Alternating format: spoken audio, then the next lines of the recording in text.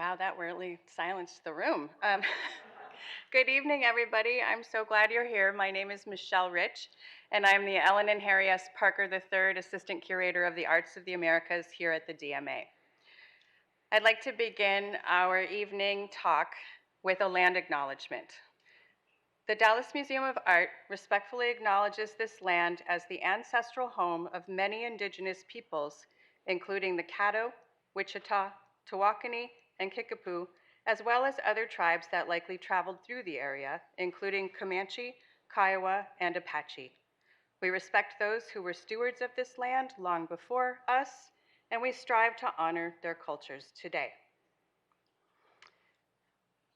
Spirit Lodge, Mississippian Art from Spyro, is an exhibition that weaves together multiple narratives. It introduces and contextualizes the vast geographic expanse, intricate cosmological beliefs, and sophisticated networks of trade and exchange within the Mississippian world, which dates from about 800 to 1650. It explains the purpose and flabbergasting quantity of objects found within the Spirit Lodge at the eastern Oklahoma site we call Spyro. It tackles the horrific looting and subsequent archaeological salvage work at Spyro during the 1930s and 40s. And finally, and most importantly, it highlights a narrative of resilience, revitalization, and reimagination through works by contemporary artists of Mississippian descent. I am the curator who interpreted this exhibition here at the DMA, but it originated through the hard work of our guests tonight, Drs. Reilly and Eric Singleton. It's such a treat to have them here with us this evening. Eric Singleton, PhD, is the curator of ethnology at the National Cowboy and Western Heritage Museum. His research focuses on Native American history and art, including both ancient and historic. His areas of interest are Native American Great Plains and Great Lakes beadwork, historic and contemporary weaving, and Mississippian period iconography. Dr. Kent Reilly, who came with his fan club, is primarily a prehistorian, and his interests converge around the religion, art, and visual validation of elite authority in the New World chiefdoms and early states. His primary focus is Mesoamerica, but he also works quite a bit in the southeastern region of the US. After these short introductions, it's my great pleasure to moderate a discussion with both of these curators of Spirit Lodge, Mississippian Art from Spyro.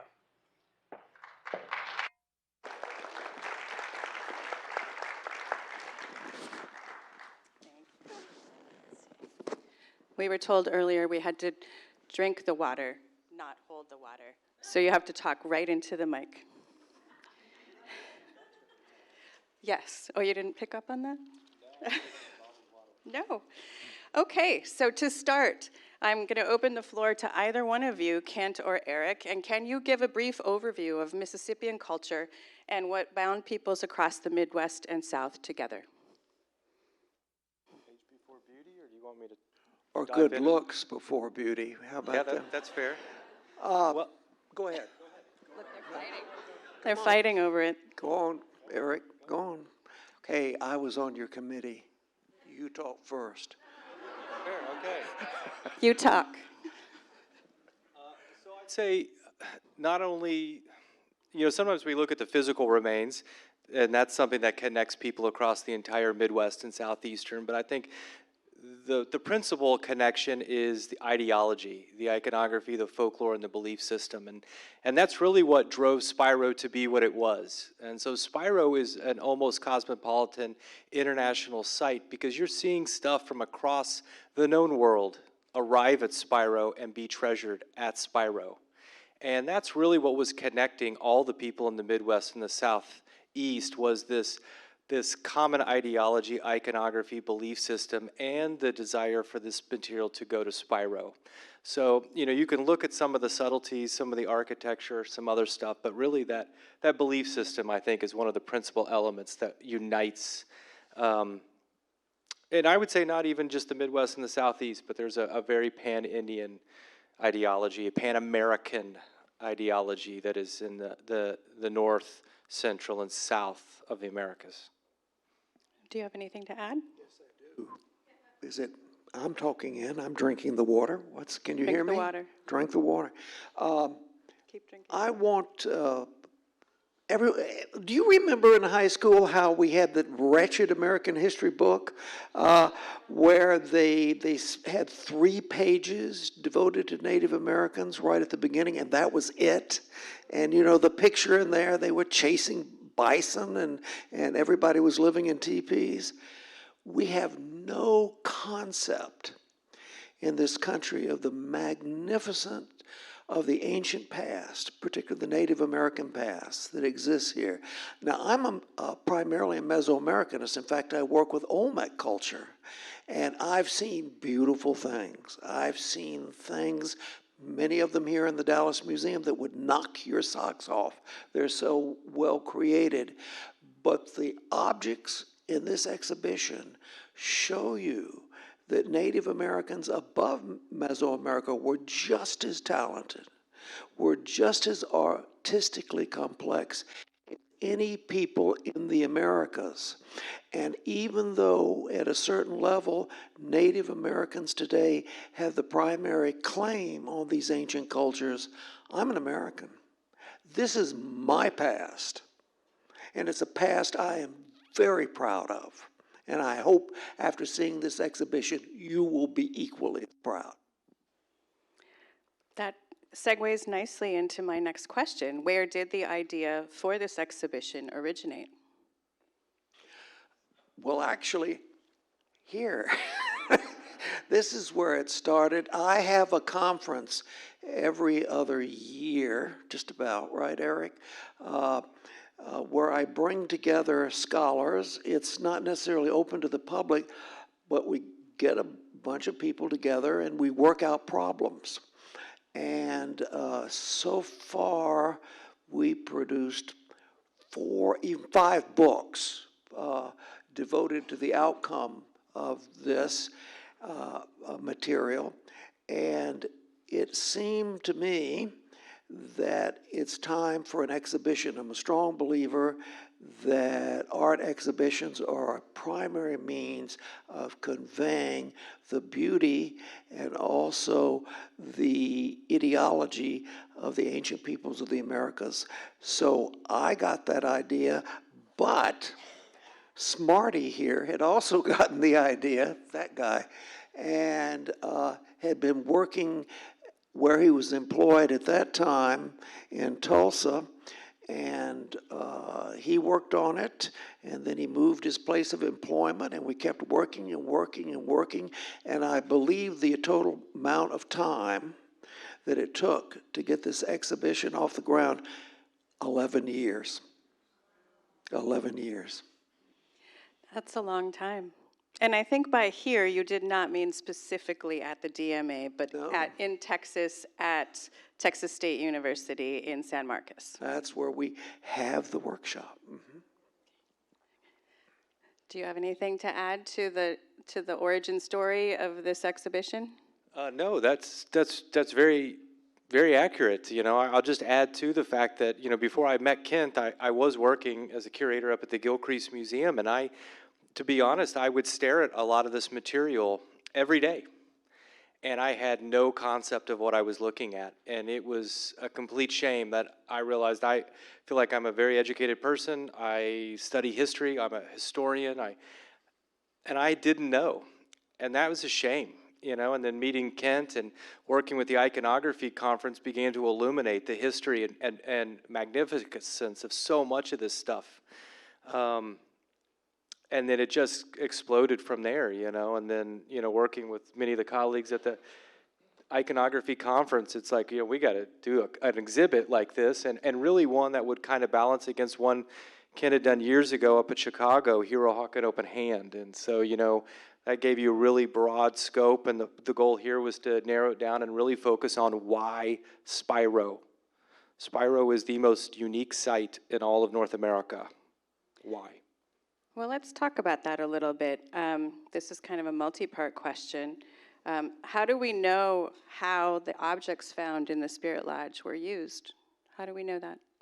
Do we understand I mean, I think one of the things that archaeologists and people who study the past take for granted is that it seems like immediately evident to us how these works of art and cultural significance were used in daily life.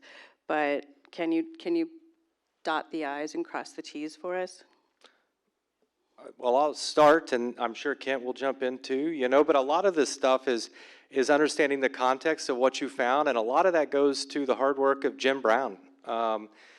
Dr. Brown had been working on the Spiro site since 1962, I believe, and him and Phil Phillips created this master volume of Spiro iconography, of putting these pieces together, and really gave a framework to the magnificence and huge volume of material that was at Spiro. And if it wasn't for that, I can't say that we would really be able to wrap our heads around Spiro. So Jim provided this amazing framework for this. And then, when you start working, like at the conference, then it's starting to ask, well, why are these pieces here? What's happening here? And a lot of this is looking at historic actions that had occurred, like studying history, what else has occurred, and more importantly, working with community members. Someone asked me a long time ago, like, how do you know this? And I said, I use this amazing technique, I ask. And so, a lot of the stuff, Kent works with, the Florida Creek and other communities, that a lot of these activities are still ongoing. These traditions are still here. And it's important to recognize that when we put this stuff in context, so. Much of the material that you will see in the exhibition, we're not talking about pots to cook beans in. That's not what this material is.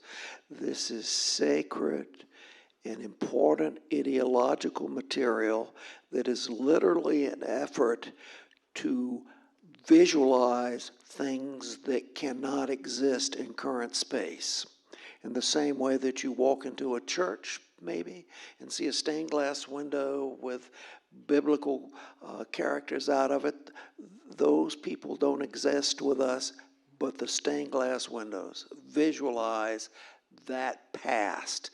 The objects you see here in the Spirit Lodge exhibition is literally representative of the moment of creation. Okay? And it was an effort by these ancient people to restart creation when they were in the middle of a terrible situation, a drought that through much of the Americas lasted 20 or 30 years. And so they said, this is just terrible. Life is no fun anymore. Let's restart creation. And so they built the Spirit Lodge as an act of reconnecting human beings with the spirit of the sky and the beneath world. Yeah. It's hard to follow that. That's a pretty good one. And I'd say a lot of this is, and I don't know if this is a good example, but to give some people some context for this, is that these actions still occurred in the historic period. And one of the things I like to frame it within is maybe the context of the ghost dance. And that you see a similar context in the late 1800s, and that things had gotten very bad, and there was a ritual leader who claimed to know that this particular action could be performed, and it spread across the United States very quickly. And it was a 7-day ritual of song and dance, and the goal was to, in the same context, restart time. And you see repeated instances of this in the historic period. So when we look at this material, that's one of the things. When you put these pieces together, you start seeing the same context. It's the, for lack of a better word, it's the story of creation. This was an attempt to restart time and to counter the effects of climate change. And that makes the site even more remarkable. And what's really cool too is all of this stuff came to Spiro. So everyone is suffering these same effects. And in my opinion, there was no option. This stuff had to come to Spiro. Spiro had a special place within the Mississippian world, it had to come here. So this had to happen here in Oklahoma. And so basically you're saying that ritual leaders and people from across the Mississippian world brought all of their most powerful objects to Spyro to enact this recreation ritual Yes. in the Spirit Lodge. So many of these objects had been coming to Oklahoma for 200 years prior to the creation of the Spirit Lodge. So there was amazing pieces that were coming here that were associated with this style called Braden, which was up in Cahokia, and this other style called Holly Bluff, which was associated with Moundville. So this stuff had been repeatedly coming here for several hundred years. And you're talking specifically about the shell cups, the incised shell no, cups? a mix of things. There was other things. Ceramics, Ceramics, shell, statuary. wood, Wood. wooden objects. Yeah.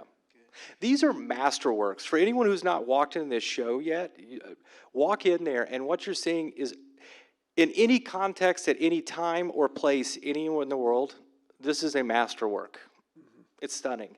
And the variety of material from wood to copper to shell is stunning. And this stuff had been coming down here for several hundred years.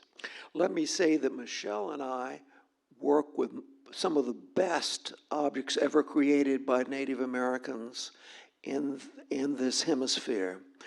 She primarily with Maya, I primarily with Olmec.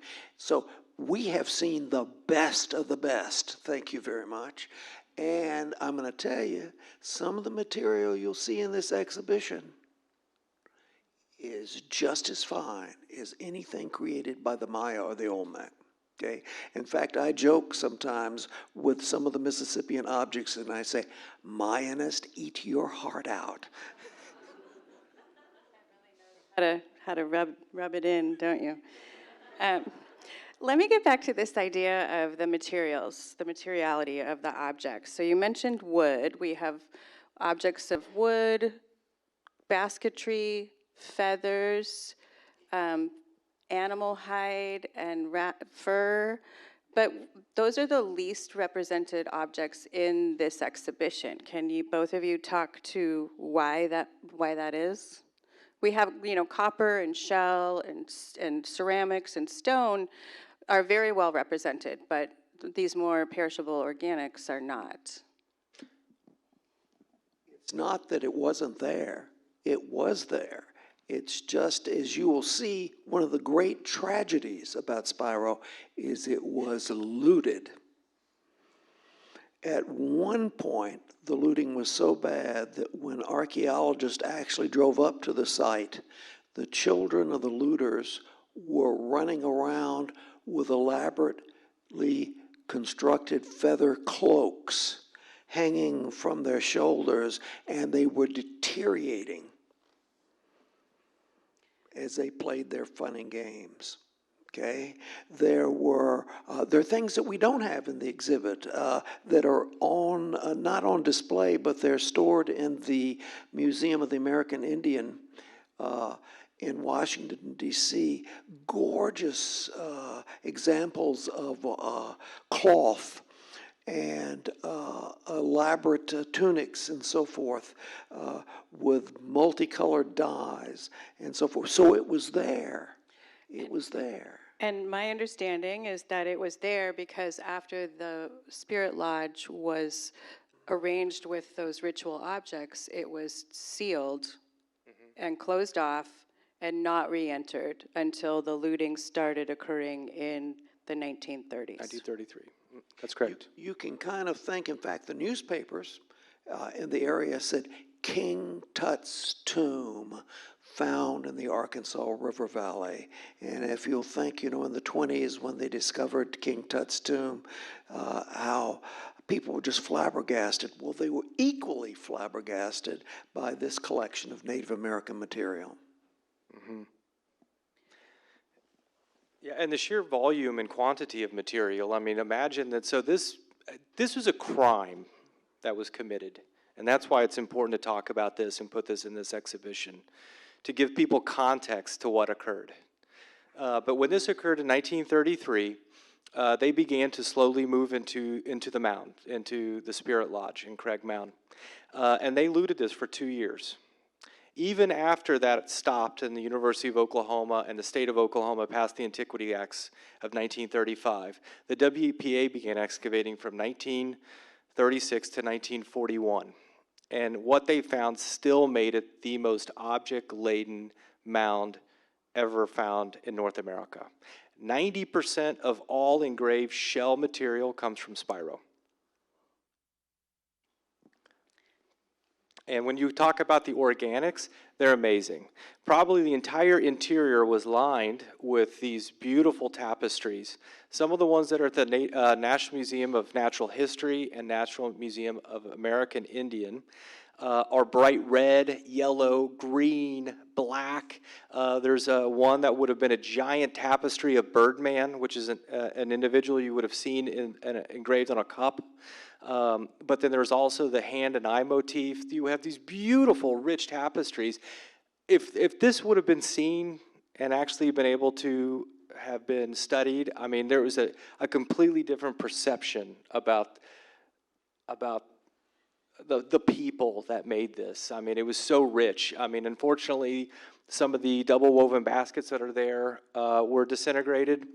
But we can see that a lot of that in 1900, Clara Darden, who was a Chickamauga basket weaver, was producing the exact same designs in the exact same way in 1900. This stuff never stopped, and it would be wonderful if some of that was there. There is one piece of fabric in the show. It was the most stable piece of Spiro tapestry, and that piece you'll see is 600 years old and just beautiful. Is that the braided twine? Yeah. Yeah.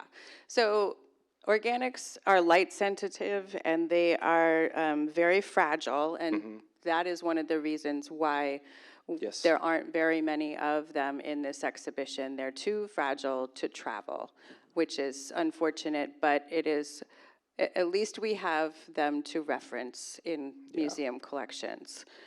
There was lace, too. Lace. Yeah, there would have been a full lace Yes, ma'am. outfit.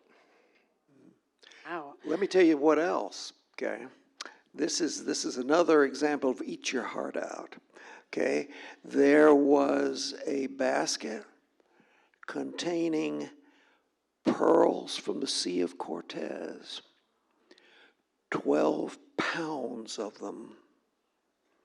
There is one freshwater pearl, slap me if I get this wrong, that is in a private collection, freshwater pearl, that big. That big? That big. It's big. It's very big. It's big. And so it was not only precious, it was exquisite. And the very presence of all this material in one place was literally a hymn to the supernatural powers that made the world work. And so this is the idea of Spiro as a ritual and pilgrimage center was not always the interpretation that was available to us. Is that correct? Can you, what was the original thought about the site, and how did that come to change? Well, originally, when this site was discovered, they associated it with the Maya, and you can see a lot of newspaper articles that say, "Oh, the Maya did this," and this site is associated with that. And so that was the original interpretation. And to be perfectly frank, that was just one more example of people trying to disassociate indigenous people from the land and try to put them in this context of people who actually built in stone or had these monumental cultures. And I would say, look at Cahokia. Cahokia has the third largest mound made in the Americas, and it's all made of dirt. And if you've seen anyone just build a neighborhood, you would understand that dirt washes away rather quickly. This is 1,000 years old, and it's still there. So the extent of engineering is rather startling and just amazing. You had a question, and I got off topic thinking about how awesome the pyramids were here. The pyramids are awesome. So as a pilgrimage site Oh, yeah. is the more recent interpretation. And so after being ascribed to the Maya, then how were people thinking about Spyro?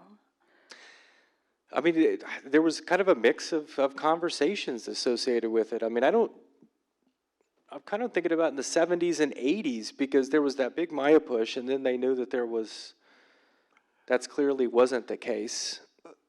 No, but what was discovered in, you probably have the date better than I do, in Mexico was the Temple Mayor, were the deposits of the Temple Mayor.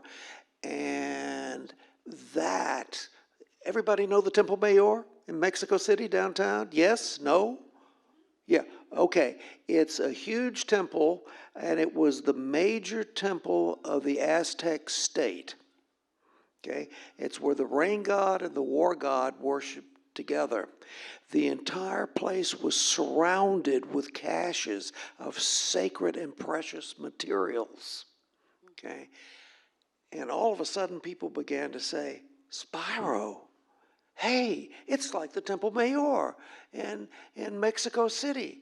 You know, this is equally as important as anything that the Aztecs and other ancient Mexican peoples produced. So that was one of the big changes in the 70s and 80s. Was Spyro ever thought to be a port of trade and exchange, or? Yeah, and there's some people who thought it was the seat of a giant empire that spread across the Americas, and that's not the case either. Okay. And so there's been multiple interpretations, and I could see maybe initially why someone thought that, because of the sheer volume and quantity of stuff that was associated with that. But what they're really looking at was, they're just looking at stuff as they see it. You know, what they fail to do is actually study the history, the culture, communities, work with people, and actually understand what you're seeing in the context of the site. Mm-hmm. And then I think in that context, what you're seeing is actually something way cooler. And so, I mean, so there was that thinking and that thought process, and it's since been heavily refined. And I think that's one of the good things about ongoing research, is that it helps us to hone our understandings of these different historic and important places. Yeah. And, you know, without studying, you know, doing new science, I mean, I think the real eye-opener was when you start seeing climate change introduced as a context for this at 1350. So in 1350, you get the beginnings of a mini ice age, and this lasts approximately until 1650. So as Dr. Reilly had mentioned earlier, there's these prolonged periods of drought, which last between 5, 10, 15 years, and it goes on.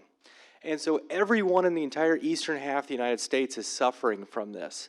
So when you put that context into it, you start realizing that these pieces are maybe being interred here or being used in a completely different way. And so that really starts opening the door to a bigger conversation about what this is. When you start looking at contemporary Arikara, Pawnee earth lodges, you start getting a better sense of what the spirit lodge was, and a better sense of how the stuff was arranged inside the spirit lodge. Ooh, this is a perfect segue into my next question. The spirit lodge has been interpreted as a sacred tableau, meaning that the objects in the chamber were arranged as meaningful groups. And we have a guest in the audience, professor of archaeology at Washington State University in St. Louis, and a former faculty member at SMU here in Dallas, David Friedel, who can speak eloquently to this idea if I can put him on the spot. Thank you, Michelle. A great pleasure to be here this evening. Good evening, everyone. Jim Brown actually calls it a diorama, which is a word that you're probably more familiar with from going to museums where you have seen realistic dioramas representing things in the deep past. The idea of tableau is the word that I've used, and it comes really from thinking about the materialization of storytelling, because we've talked about ideology or religion, but really what people did to convey their understanding of the world to each other in the place of human persons and non-human persons in that world was to tell stories. And they told stories all the time. They still do. Telling stories is a great art, as you've seen here in this context, but also it is a great form of entertainment. It's the way most people in most times in most parts of the world have, in fact, entertained themselves. They tell the stories. They tell the stories of how the world got to be as it is, why it is as it is, why people are as they are. Tableaus are ways of materializing stories. So Jim Brown and his colleagues, Alex Barker and 𝘧𝘳𝘪𝘳𝘮 and many others in this group that Professor Reilly has convened for these years, they see the stories being laid out in the materials as they were placed inside the Spirit Lodge. And the stories that are being told are the stories about renewing the world, a world that has in it a beneath and an above world. It has beings in it that are male and female, men and women. And those figures, in fact, are in this show. Those figures are very importantly in this show. But the thing I learned from Professor Reilly long ago was that you could look at things laid out on a horizontal dimension, and if you imagined correctly, you could see that people were actually perceiving them as having a third or vertical dimension. And that third or vertical dimension would bring all of those things that were laid out on the surface of the Spirit Lodge, bring them to life, and have them act out the stories of creation that were being thought about with these people. There were robes placed inside of baskets, each basket made by great women. The robes themselves were living beings. When you put on the robes, you performed the stories that the robes contained. If you look at the drinking cups that are inside of the Spirit Lodge, all of them are storytelling. They're all telling some part of the story. And Brown and Barker and 𝘧𝘳𝘪𝘳𝘮 put part of that story together in their synthesis of this diorama, this tableau. So tableaus are something that people continue to make. They make them all the time. But whenever people perform, they are performing those stories, and they are passing on that knowledge to the next generations. And we are in a position now to stand and see those storytellers and those story-making things in this exhibit, and they are a great legacy, as Professor Reilly said, to all Americans. Thank you. I love the materialization of storytelling. I just love that phrase. Have all of you been through the exhibition already or not? Most people? Well, if you haven't, I highly encourage you to run right over there after this is over. Christina, can we get a time check? Go ahead. We have 10 more minutes. Okay, 10 more minutes? I think what we could do right now is actually open up to the audience for questions. After I've monopolized the question asking, I think we can see if there are other questions from the audience. I want to quickly add, though, real quick, Sure. that this exhibition would not have been possible without Chase Earls. And so a lot of you'll see in this exhibition is contemporary artwork. Oh, yes. So 600 years ago, this stuff came, as we've said, across the known world to Spyro for a singular purpose, and that purpose was to restart time. But you saw people from many different regions, speaking different languages, all coming to Spyro for a singular purpose. And we hope in this show that you have people from across the entire southeastern United States. You have people from 12 different nations that contributed artwork to this exhibition, coming back to Spyro to give it meaning again, and so people could learn about it. And when I call out Chase, it's because Chase was such an integral part of talking about this material, of pushing it to the forefront, and just being a real good balance to, you know, from his artistic skills, from his interpretation, and he worked with Jerry Redcorn and has a piece in the show as a continuing artist and ceramic artist for the Caddo. One of the things that people really love is when I tell them that there's work by Chase in the show, his brother Chad, and his dad Wayne. And so this is really a family affair, and it's really important to understand that Mississippian descendant artists are producing beautiful contemporary art. See Elder Earl's there. Are you going to call out Wayne? One of the Earls is in the room, but he's being shy. So I'm glad you brought that up, Eric. Thank you. One of the other questions I had for the two of you is how and where can people here learn more or see more contemporary Native American art? Where can we go? Well, I'd say you go to my museum, and there's a lot of it there at the National Cowboy and Western Heritage Museum. Just a little plug there. Just a little plug. But we try to always put this out, so we're always doing new shows. But there's a lot of great shows that are happening, from Cherokee Art Market to the Muskogee Art Market, which is happening in April. Red Earth, FAM, a new museum, opened in Oklahoma City. First American Museum. So there's a lot of great, the Chickasaw Nation has a great art show in October, I believe. Yep. And so. And the Museum of the American Indian in Washington, D.C. Yep. That is, it's a stunner. Oh, and I will say, this is way off topic, but Preston Singleton has a show there right now called Raven and the Moon. And if you don't know Preston Singleton's work, you need to look it up. Like, pull out to Google and do it. He's a glass blower, and I'd say he's the greatest glass blower in the entire world. I'm standing by that. So I'll go toe-to-toe with anyone who argues. Just take a look, then we'll talk. So. All right. Are there any questions from the audience? I'm going to let Christina moderate those. Sounds good. So if you have a question, please feel free to raise your hand and I'll come around.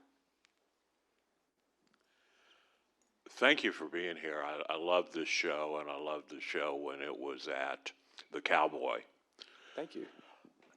Gosh, my imagination finds parallels between Spyro and then one state over, Chaco. I'd like to hear people who actually know something respond to that.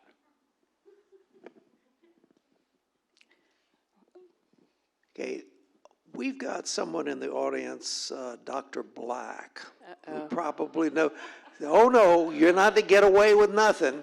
Okay, who knows a bit more about that than most people. I'll just start by saying that many of these things are traditions held by all Americans, from Tierra del Fuego to Alaska, okay? And they were brought with them from Asia when they emerged into the continent. And Dr. Black, what do you think about the relationship between the Southwest and the Southeast? Thank you for asking. Yeah. I was in the meeting of the Council of Texas Archaeologists this morning. It was a business meeting and pretty boring to me. Usually I find it boring.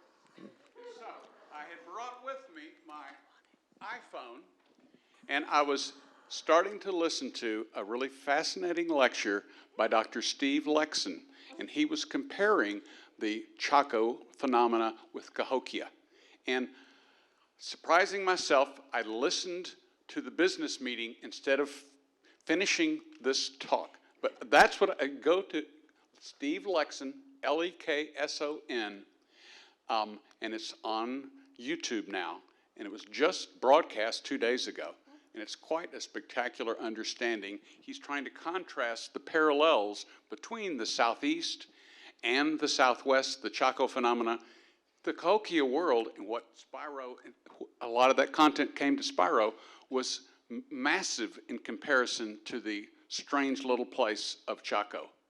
But both of those he sees as reflections of the same things that are happening in Mesoamerica. So, it's not really an answer, but Well, and there's a I site punt. actually called Pottery Mound in the Southwest, and Oh, a lot yeah. of the motifs that you see painted on the walls, almost in more of a Meso style depiction, but a lot of those same motifs are Southeastern. They're almost identical, actually. So again, you're looking at a very common ideology in all of the Americas. So what you see one happening in another is not outside of the realm of possibility. Absolutely. Great talk. Thank you very much. I was wondering, is there any estimate as to what % of the contents were looted? And if there's an ongoing attempt to recover the looted items and bring them back together? To answer your question, at least 40% of the material was looted, okay? Some of it is scattered in private collections. Some of it is in museums, like the museums of county seats, where objects have been. One of the things we wanted to do in this exhibition was to bring as many of the objects from the site together and put them together for the first time since they were looted. Okay. And of course, when the exhibition ends, which will be in August 7th. 7th, okay, this material will be dispersed. So you have the opportunity here in the Dallas Museum of Art to see as many of the objects brought together as has ever been achieved. So get in there and see that exhibition. Earth Mother and Morning Star have been together since they were taken from their context in the 30s. This is the first time that they've been brought back together. And a lot of these tell us stories. I mentioned Earth Mother and Morning Star, but when you go in, the first thing you're going to see is long-nosed mascots, short-nosed mascots. You're looking at the hero twins. So everything that you look at in this space is within a folkloric narrative. I mean, it's the hero twins, it's Birdman, it's the belief structure, the supernaturals, the above and the below. Everything. Don't forget, this is your past. You need to be aware of this past. The question I have is, how did the people find Sparrow? How did they find it? Is there a series of roads, rivers? There's still not. You got to want to get to Spyro. So I'll jump on that real quick. They first identified this site, a guy named Joseph Thurburn discovered this in 1914. Well, this land had actually been the allotment of Chickasaw and Choctaw freedmen. And so they had never allowed anyone to excavate on this site. And in fact, there had been multiple attempts from 1914 to 1933. What actually gave way to them finally acquiescing to this in 1933, I can't tell you. It was in the heart of the Great Depression. I'd also read that there was maybe an illness in the family, which led them to finally allow the lease to occur. But no one had any idea what was here. I mean, you would have said that there was a known understanding that this was a mound site, but to understand what was created and what was actually in the Craig Mound would have been unknowable because it's never been seen before, it's never been seen after. There was zero context for it. So you know, you knew the site, but there was no way to know what was there. And like all things, it's called money. Okay? During the Depression, a group of unemployed people who had been involved in mining had themselves incorporated into a group called the Pecola Mining Company. And what they did was they looted these mounds. They would go to like a landowner and say, "We'll pay you so much if you let us dig in your mound, but we get everything we find."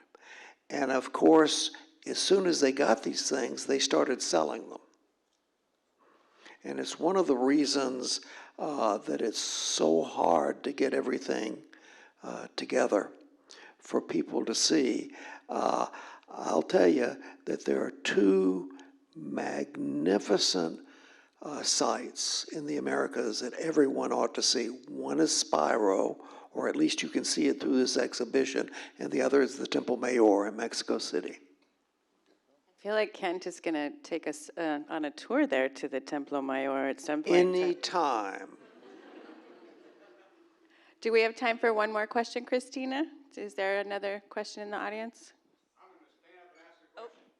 We're- Could you help us visualize the Spirit Lodge using the stage here? How big was it? 16 by 16 feet. It was teepee shaped. Okay. Cedar poles acted as the supports. And the slanted in, and there would have been between the poles, there would have been woven cloth. There would have literally been almost like murals. I think of it as the Bayou Tapestry that would have gone completely around. When everything was in place, and I'll tell you, this is my idea, some people might not agree, but I think the layout of objects inside the mounds represents the heavens on the day of creation. These are the constellations, okay?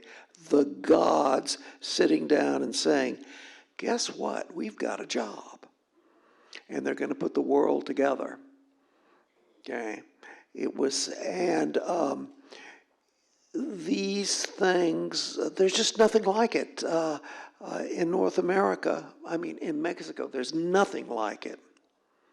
So it seems like it was probably a little bit smaller than the stage here. It looked like a Pawnee Earth Lodge. Mm-hmm. It's a Pawnee Earth Lodge, is what it was.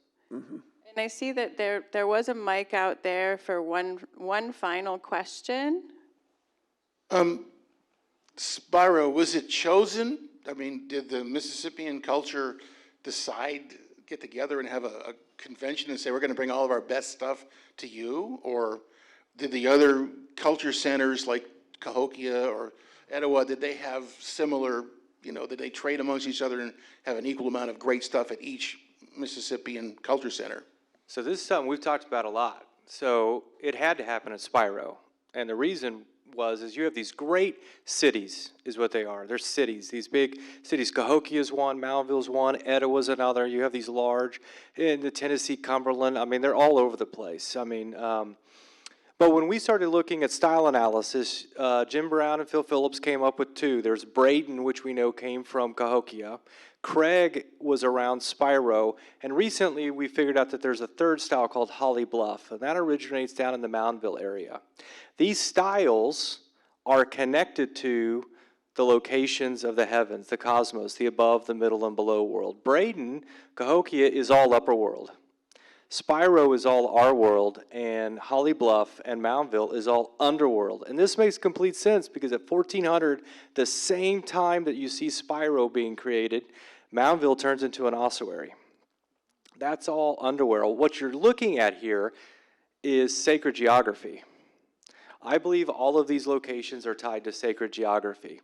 And Spiro was the personification of the real world. It had to happen here. This was the location of real-world ritual action on Earth. And that's why stuff had been coming to Spiro for generations before. Did I say that okay? I hope that's what we've been talking about. That's what I've got in my mind. That's what the data tells me. Did a great job. I think you did a fantastic job. Should we give Eric and Kent a round of applause?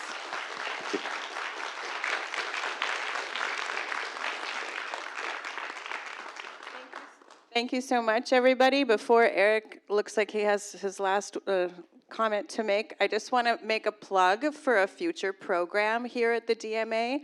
On April 14th, we are having a 𝘚𝘱𝘪𝘳𝘪𝘵 Family Archaeology Lecture Series lecture by Alex Barker, who is featured in the Spiro catalog, which you can also purchase at the gift shop or look at your leisure in the exhibition. Alex comes to the workshop that we have at Texas State. Yeah, Alex is good.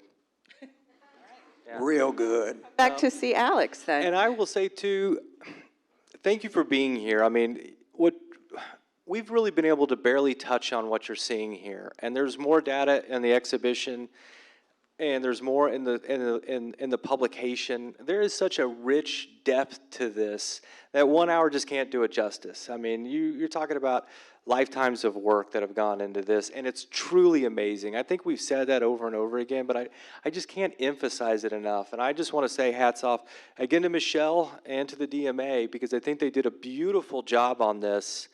And you're looking at the last time you're going to be able to see this stuff together, and you're certainly going to be looking at the last time you'll see a show dedicated to why Spiro, which is the Spirit Lodge. And so really take advantage of it. It's a wonderful thing. Remember, it's your past. It's your history. Okay? And a people who lose the past also lose the present. Get in there and see that stuff.